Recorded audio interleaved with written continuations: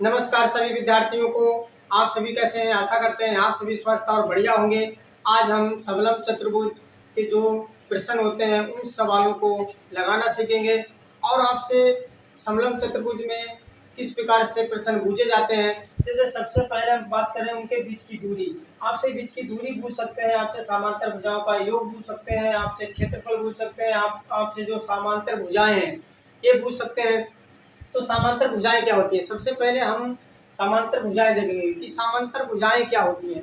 तो समांतर भुजाएं होती हैं तो ध्यान रखना है आपको, ए से डी जो इन से इन तक की जो हमने एक लाइन नीचे और एक नीचे लाइन है, ये हमारी समांतर भुजाएं हो जाएंगी। जो इन से इन तक की भुजा है और ए से डी तक जो भुजा है वो आपकी समांतर भुजाएं होंगी।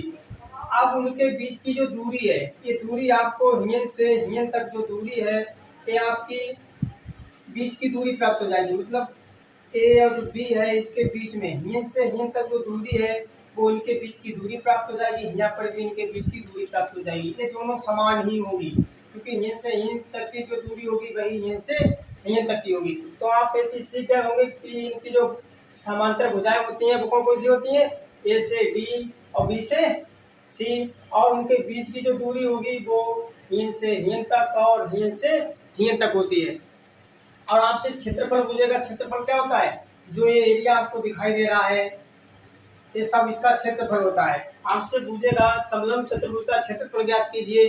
उसके लिए आपको समांतर भुजाओं का योग पता होना चाहिए। मतलब आपकी ये भुजा और जो ये भुजा है ये दोनों भुजाएं आपको पता होनी चाहिए और आपको इन से इन तक की दूरी पता होना चाहिए और आप आसानी के साथ क्षेत्रफल निकाल सकते हैं। जैसे मैं आपसे कहूँ इन से इन तक की जो दूरी है वो 6 सेंटीमीटर है और इन से जो इन तक की दूरी है वो 10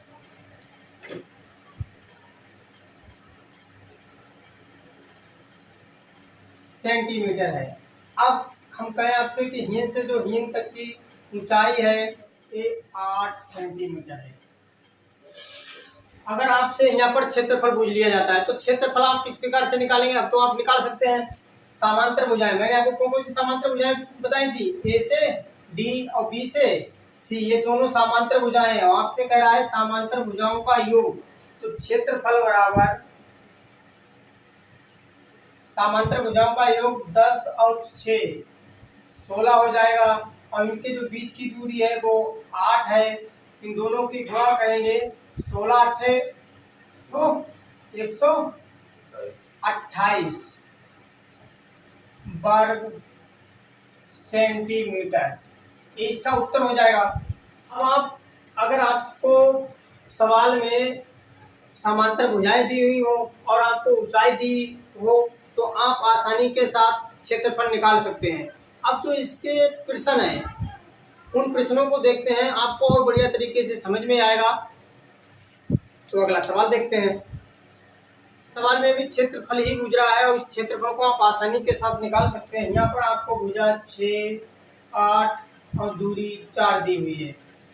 तो आपको पता है समांतर भुजाओं का योग करेंगे तो आपको प्राप्त हो जाएगा 14 क्षेत्रफल ज्ञात करने के लिए। और लंबवत जो दूरी है वो 4 है,